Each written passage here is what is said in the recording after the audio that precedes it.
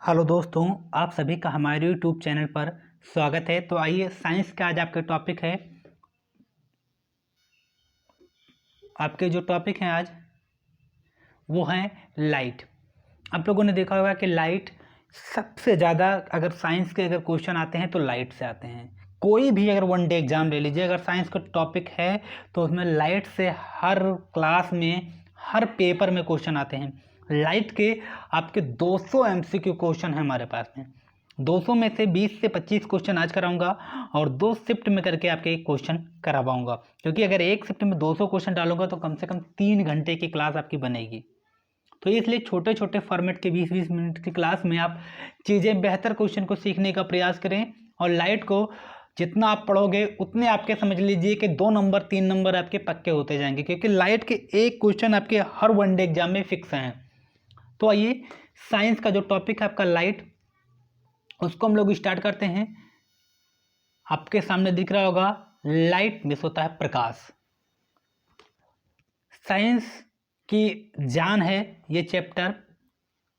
तो आइए इसको स्टार्ट करते हैं। पहले क्वेश्चन को देखते हैं क्या कह रहा है। प्रकाश छोटे छोटे कणों कणों से मिलकर बना है, जिसे कहते हैं। प्रकाश कैसे बना है? छोटे छोटे कणों से। क्वेश्चन हमारा कह रहा है कि जो प्रकाश है वो छोटे छोटे कणों से मिलकर बना है, जिसे कहते हैं। 4 ऑप्शन आपके सामने दिख रहे हैं और हम कहते हैं प्रोटॉन। ऑप्शन डी आपका सही हो जाएगा। जब छोटे छोटे कणों से मिलकर बनता है उससे कहते हैं प्रोटॉन। आगे आते हैं, दूसरे क्वेश्चन की तरफ चलते हैं और देखते हैं कि दूसरा क्वेश्चन हम क्या कह रहा है। दूसरा क्वेश्चन कहता है कि प्रकाश तरंग किस प्रकार की तरंग है। प्रकाश प्रकाश जो हमारी तरंगे हैं वो किस प्रकार की तरंग है। तो ये आपका बहुत ही बेसिक क्वेश्चन है और ये आप निश्चित कर लिए होंगे। आरआरबी 2004 में क्वेश्चन आया हुआ था। अनुप्रस्थ तरंगे हैं, सबको पता है कि प्रकाश तरंग किस प्रकार की तरंग है, तो अनुप्रस्थ ये आपकी तरंग हो जाती है। क्वेश्चन नंबर 3 पर आते हैं। प्रकाश का तरंग सिद्धांत किसके द्वारा प्रस्तापित किया जाता है। तो जो प्रकाश का तरंग सिद्धांत है वो किसके द्वारा प्रस्तापित किया जाता है। 4 ऑप्शन हैं, इसमें से आपके जो सही ऑप्शन हो जाते हैं वो ऑप्शन हो जाता है ऑप्शन बी। हाइग्रेंस आपका बी ऑप्शन सही हो जाता है। तो लाइट की चैप्टर चल रहा है आपके लिए, बहुत ही अच्छी क्लास आपके लिए होने वाली है ये।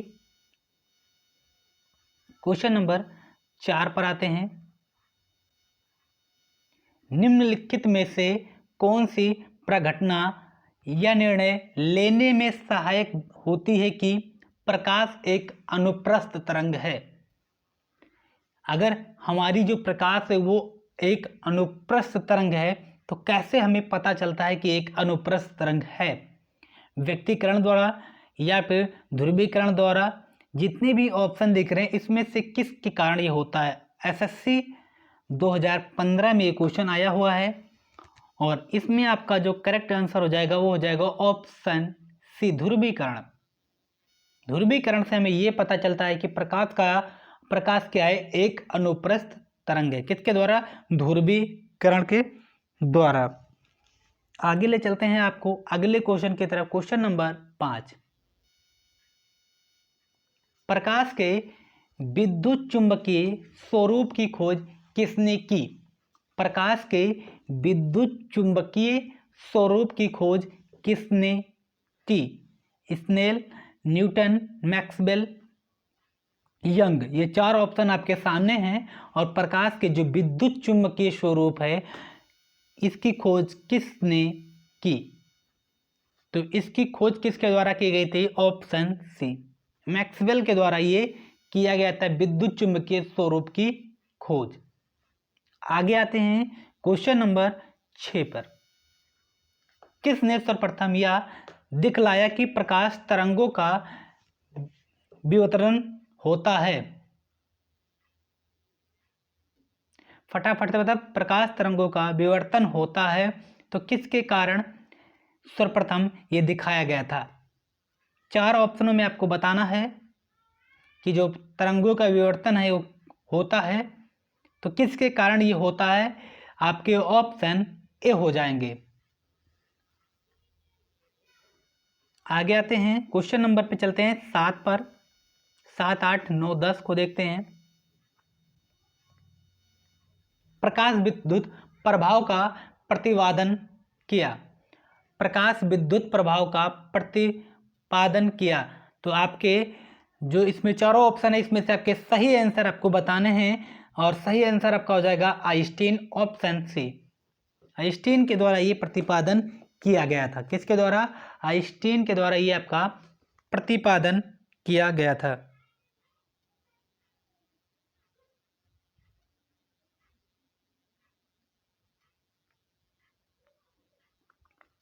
आगे आपको ले चलते हैं अगले क्वेश्चन की तरफ। क्वेश्चन नंबर 8, निम्नलिखित में से वह कौन सी घटना प्रकाश और ध्वनि दोनों में घटित नहीं होती है? बहुत अच्छा क्वेश्चन है कि वह कौन सी घटना है जो प्रकाश और ध्वनि ये दोनों में घटित नहीं होती है। तो इन दोनों में जो घटित नहीं होती है वो होता है ध्रुवण, ऑप्शन बी। आगे चलते हैं क्वेश्चन नंबर 9 पर। किसी अवरोध की कोर किनारे से प्रकाश का मुड़ना कहलाता है? किसी अवरोध की कोर किनारे से प्रकाश का मुड़ना कहलाता है। तो इसका जो आपका करेक्ट आंसर हो जाएगा वो हो जाएगा ऑप्शन बी। विवर्तन के कारण आपका ये सही आंसर हो जाता है। आगे आपको ले चलते हैं अगले क्वेश्चन की तरफ। क्वेश्चन नंबर 10, निम्नलिखित में से वह कौन सा सिद्धांत प्रकाश के तरंग प्रकृति की पुष्टि करता है? निम्नलिखित में से कौन सा सिद्धांत प्रकाश के तरंग प्रकृति की पुष्टि करता है? यही आपका क्वेश्चन है, और इसका जो आंसर हो जाएगा व्यक्तिकरण का सिद्धांत, ऑप्शन बी आपका सही आंसर हो जाता है। आगे चलते हैं अगले क्वेश्चन की तरफ। टाइम नहीं वेस्ट करना है, फटाफट क्वेश्चन को, ज़्यादा से ज़्यादा क्वेश्चन आपको करना है। प्रकाश विकिरण की प्रकृति होती है, जो प्रकाश आप देखते होंगे, प्रकाश विकिरण की जो प्रकृति होती है वो कैसी होती है? तरंग के समान होती है, कण के समान होती है। ये चारों ऑप्शनों में किसके कौन सा ऑप्शन आपका सही होगा? तो आपका ऑप्शन हो जाएगा ऑप्शन सी, तरंग एवं कण दोनों के समान होती है। ऑप्शन सी आपका करेक्ट आंसर हो जाता है। आगे आते हैं क्वेश्चन नंबर 12, प्रकाश के चिकने पृष्ठ से टकराकर वापस लौटने की घटना को क्या कहते हैं? बेहतरीन क्वेश्चन है और बहुत ही शानदार क्वेश्चन है आपका।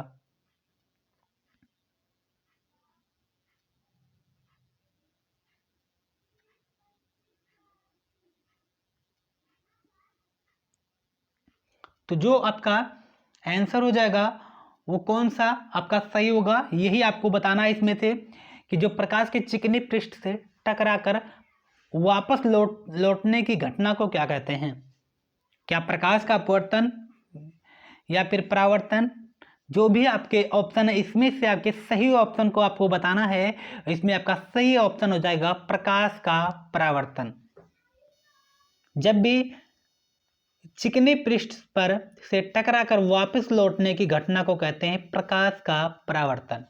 आगे चलते हैं अगले क्वेश्चन की तरफ। क्वेश्चन नंबर 13 क्या कहता है, आइए उसको देखते हैं।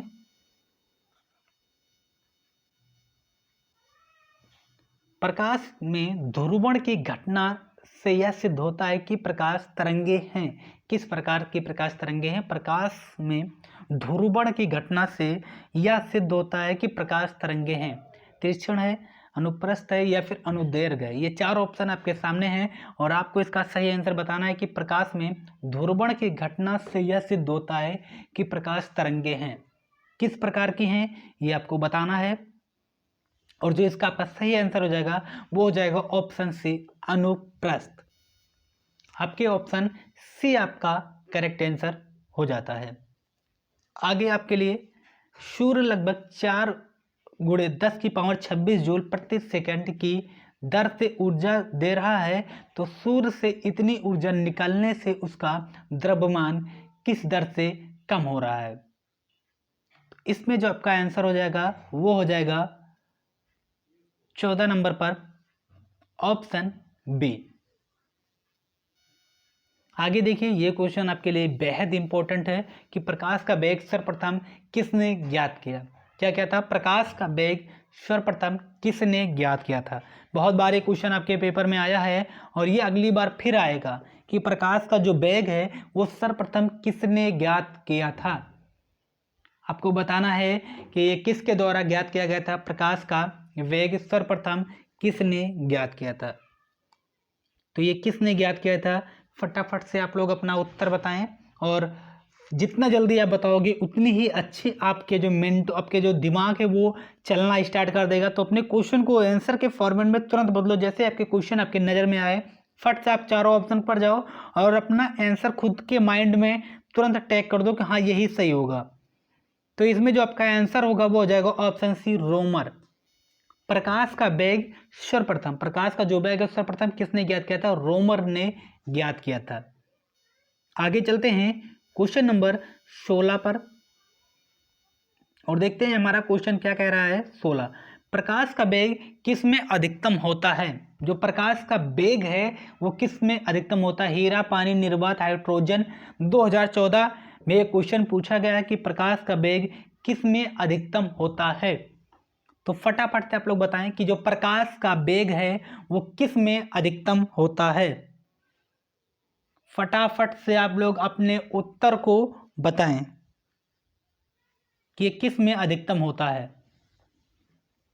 तो प्रकाश का वेग किस में अधिकतम होता है, फटाफट से आप लोगों ने बता दिया, निर्वात में सबसे अधिकतम होता है प्रकाश का वेग। आगे चलते हैं क्वेश्चन नंबर 17 पर। माध्यम के तापमान में वृद्धि के साथ प्रकाश की गति। ये पूछ रहा है कि जब माध्यम के तापमान में वृद्धि के साथ प्रकाश की गति कैसी होती है। और जो आपका आंसर हो जाएगा वो हो जाएगा ऑप्शन सी, वैसे ही रहती है। 18, जल, कांच व हीरे में प्रकाश की चाल निम्न क्रम में होती है। पहला है जल, फिर कांच, फिर हीरे। तो कैसे आपको इसमें आपका सही आंसर होगा, ऑप्शन बी हो जाएगा। जल, फिर कांच, फिर हीरा में इसकी जो चाल है वो होती है। आगे 19 पर आते हैं। चंद्रमा से पृथ्वी तक आने में प्रकाश को लगभग कितना समय लगता है। इसमें 8 सेकंड, 8 मिनट, 1 सेकंड या फिर 100 सेकंड। क्या हो जाएगा आपका उत्तर। तो आपका हो जाएगा कि चंद्रमा से पृथ्वी तक आने में प्रकाश को लगभग कितना समय लगता है। चंद्रमा से बात कर रहा है कि चंद्रमा से पृथ्वी तक आने में प्रकाश को लगभग कितना समय लगता है। और इसका आपको खुद के लिए मैं आपका ये क्वेश्चन छोड़ रहा हूँ। क्वेश्चन नंबर उत्तर आपने बचपन से ये पढ़ा होगा कि चंद्रमा से आपको दूरी बतानी है। किससे बतानी है, चंद्रमा से। मैं एक बार फिर से आपको बता दे रहा हूँ कि चंद्रमा से पृथ्वी तक आने में प्रकाश को लगभग कितना समय लगता है, ये आपको आंसर देना है।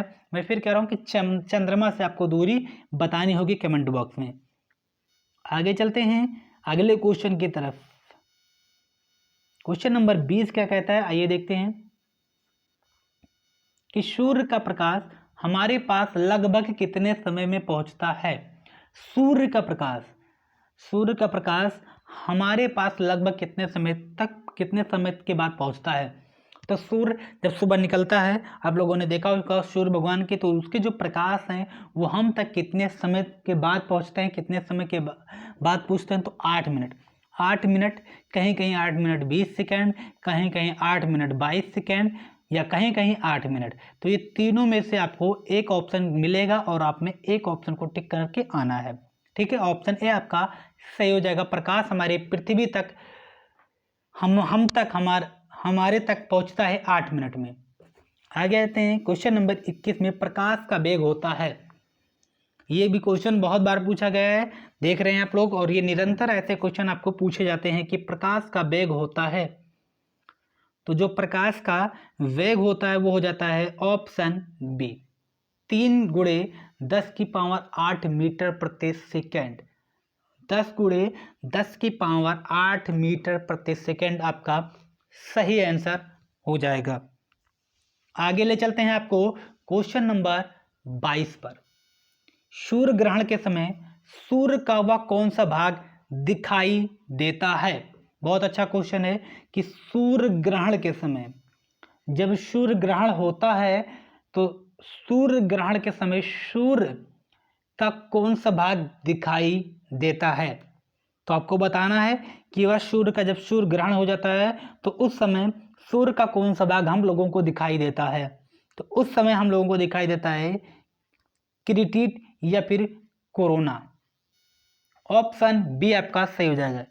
किरीट या फिर कोरोना जो भाग है वो हम लोगों को दिखाई देता है। क्वेश्चन नंबर 23 पर आते हैं।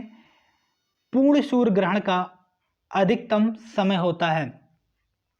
पूर्ण सूर्य ग्रहण का, पूर्ण जो होता ढक जाता है, तो पूर्ण सूर्य ग्रहण का अधिकतम समय होता है, ये आपको बताना है। और इसमें आपका जो आंसर हो जाएगा ऑप्शन बी 460 सेकेंड। आगे बढ़ते हैं, अगले क्वेश्चन की तरफ चलते हैं। अगला क्वेश्चन कहता है कि सूर्य ग्रहण तब होता है जब, सूर्य ग्रहण कब होता है ये आपको बताना है। सूर्य ग्रहण जब भी होगा, कब होगा ये आपको बताना है। और आपको पता होना चाहिए कि सूर्य ग्रहण कब होता है, चंद्रमा के बीच में हो। ऑप्शन ये हो जाएगा कि चंद्रमा के बीच में जब आते हैं तब वही हो जाता है आपका सूर्य ग्रहण। आगे आपको ले चलते हैं अगले क्वेश्चन की तरफ। आपको चंद्र ग्रहण घटित होता है, चंद्र ग्रहण घटित होता है, फटाफट से आप लोग बताएं कि चंद्र ग्रहण घटित होता है। तो चंद्र ग्रहण कब लगता है ये आपको बताना है। और आपका जो सही आंसर हो जाएगा पूर्णिमा के दिन। क्या होता है कि चंद्र ग्रहण कब लगता है? पूर्णिमा के दिन लगता है। ये क्वेश्चन आके पेपर में पूछा गया है कि चंद्र ग्रहण घटित होता है पूर्णिमा के दिन होता है। आगे आपको ले चलते हैं, 5 क्वेश्चन और आपके बचे हैं। उन्हीं 5 क्वेश्चनों को आपको और करना है इस क्लास में। 26 क्या कह रहा है कि सूर्य ग्रहण कब होता है? सूर्य ग्रहण कब होता है? तो सूर्य ग्रहण आपका होता है प्रतिपदा अमावस्या के दिन। ऑप्शन ए आपका सही हो जाएगा। देखिए दोनों में अगर आपको कंफ्यूजन है तो आप यहाँ दोनों को एक साथ कर लीजिए। आपको कंफ्यूजन होगा, चंद्र ग्रहण कब होता है? चांद पर जब ग्रहण लगता है तो पूर्णिमा के दिन लगता है, और सूर्य पर जब लगता है तो अमावस्या के लगता है। दोनों क्वेश्चन में अगर आपको डाउट रहे होंगे तो दोनों क्वेश्चन आप लोगों ने एक साथ देख लिया होगा। सूर्य पर क्या लगता है? अमावस्या लगता है, और चांद पर लगता है पूर्णिमा का दिन। आगे बढ़े, अगले क्वेश्चन पर चलते हैं। क्वेश्चन नंबर 27 और 28 को देखते हैं। एक काटा हुआ हीरा क्यों जगमगाता है? एक काटा हुआ हीरा क्यों जगमगाता है? हीरा आप लोगों ने देखा होगा कि चमकता है। अगर आप अंधेरों में भी उसे रख दोगे तो वो अपनी चमक छोड़ता है। तो किस कारण से छोड़ता है ये आपका क्वेश्चन है, पूछ रहा है। और इसमें जो आपके आंसर हो जाएंगे वो हो जाएगा ऑप्शन सी पूर्ण आंतरिक परिवर्तन के कारण। पूर्ण आंतरिक परिवर्तन के कारण। क्वेश्चन सीधा पूछता है कि हीरे का चमकना किसके कारण होता है। क्वेश्चन आपका ऐसे पूछेगा कि हीरे का चमकना किसके कारण होता है। अगर आप जानोगे तभी आप कर पाओगे, वरना आप ऐसे क्वेश्चन नहीं कर पाओगे। जब पूछेगा कि हीरे का चमकना किसके कारण होता है तो आप वहां लगाओगे कि पूर्ण आंतरिक परिवर्तन के कारण होता है। किसके कारण होता है? पूर्ण आंतरिक परिवर्तन के कारण होता है। आगे आपके 28 नंबर, पानी से भरे किसी बर्तन में पड़ा एक सिक्का किस कारण थोड़ा उठा हुआ प्रतीत होता है। आप लोग देखिए, बाल्टी लीजिए और बाल्टी में सिक्का को डाल दीजिए। जब आप डालोगे सिक्का को तो आपकी जो हुआ हल्का साइड में जाकर क्या होता है, हल्का सा उठा रहता है। हम लोगों को महसूस होता है कि पानी से भरे किसी बर्तन में, बाल्टी में जब आप सिक्का को डालते हैं तो किसी कारण थोड़ा सा उठा रहता है, उठा हुआ प्रतीत होता है। तो किसके कारण ऐसा हम लोगों को प्रतीत होता है? वो होता है आपका प्रकाश के अपवर्तन के कारण। Option B. बहुत बार ये क्वेश्चन पूछा गया है कि पानी में जब हम सिक्के को डालते हैं तो किस कारण हमें उठा हुआ प्रतीत होता है, तो प्रकाश के अपवर्तन के कारण ये ऐसा होता है। आगे चलते हैं अगले क्वेश्चन की तरफ। क्वेश्चन नंबर 29 और 30 को आइए देखते हैं कि पानी से टकराकर बैठे हुए व्यक्ति को उसका पैर मुड़ा हुआ और छोटा दिखाई पड़ता है। किसके कारण? पानी से टकराकर बैठे हुए व्यक्ति को उसका पैर मुड़ा हुआ और छोटा दिखाई पड़ता है। किसके कारण ये होता है? क्वेश्चन नंबर 29 ये आपके इसमें आपके हो जाएंगे ऑप्शन ए, परावर्तन के कारण। ऑप्शन ए आपका सही हो जाएगा। किसके कारण होता है? परावर्तन के कारण ये ऐसा होता है। आगे आते हैं क्वेश्चन नंबर 30 पर चलते हैं। देखते हैं कि क्वेश्चन नंबर 30 क्या कहता है हमारा। जब एक कॉम्पैक्ट डिस्क सीडी सूर्य के प्रकाश में दिखी जाती है तो इंद्रधनुष के समान 7 रंग दिखाई देते हैं। इसकी व्याख्या की जा सकती है। तो ये जो इंद्रधनुष है किसके कारण दिखाई देते हैं, ये क्वेश्चन आपसे पूछ रहा है और इसके आंसर आपको बताना है, जिसमें आपके ए ऑप्शन सही हो जाएंगे, परावर्तन एवं विवर्तन की परिघटना के आधार पर। ठीक है, आगे ले चलते हैं आपको। अगले जो आपके 2 क्वेश्चन बचे हैं उस पे 3 क्वेश्चन अभी आपका है 31, 32 और 33। तो 2 करते हैं पहले, 31 और 32 को ये करते हैं। 31 क्या कहता है कि जल के अंदर पड़ी हुई मछली, क्या कह रहा है कि जल के अंदर पड़ी हुई मछली किस कारण से अपनी वास्तविक गहराई से कुछ ऊपर उठी हुई दिखाई देती है। जल के अंदर पड़ी हुई मछली जब भी हम लोग देखते हैं तो ऐसा नहीं लगता कि जल में एकदम बैठी हुई है, लगता है कि हल्की सी उठी हुई है, हल्के हल्के से चलती रहती है हल्का से ऊपर, तो गहराई से कुछ ऊपर उठी हुई दिखाई देती है। तो ये किसके कारण ऐसा होता है? आपके ऑप्शन बी हो जाएगा, प्रकाश के अपवर्तन के कारण। आपके बी ऑप्शन इसमें सही हो जाते हैं। आगे आ जाते हैं क्वेश्चन नंबर 32। जल के अंदर मौजूद व्यक्ति को किसी कारण जल की तरह तरल से ऊपर की वस्तु अपनी वास्तविक स्थिति से अपेक्षाकृत अधिक ऊंचाई पर प्रतीत होती है। ये किसके कारण होती है? वो भी होती है प्रकाश के अपवर्तन के कारण। अगला आते हैं क्वेश्चन नंबर जो आपका 33 है। ये आपको बताना है कि पानी में डूबी हुई लकड़ी मुड़ी हुई दिखाई देती है, निम्नलिखित कारण ऐसा प्रतिभासित होता है। किसके कारण होता है? ये आपके लिए क्वेश्चन रहेगा कि आप इसका आंसर कमेंट बॉक्स में 2 आपके लिए मैंने क्वेश्चन छोड़े हैं 33 क्वेश्चनों में से, जो आपको कमेंट बॉक्स में बताना पड़ेगा। तो फिर हम आपको मिलते हैं दोस्तों अगली क्लास में अगले टॉपिक के साथ में। अगर ये क्लास लाइट अगर आपको अच्छी लग रही हो तो आप लोग कमेंट बॉक्स में बताएं। क्लास को शेयर करें, लाइक करें, चैनल पर नए जुड़े हैं तो चैनल को सब्सक्राइब कर लें हमारे, और बेल आइकन को प्रेस करें जिससे हमारे क्लास की है जो नोटिफिकेशन वो आप तक पहुंचती रहे। तो फिर हम आपको मिलते हैं अगली वीडियो में। जय हिंद साथियों।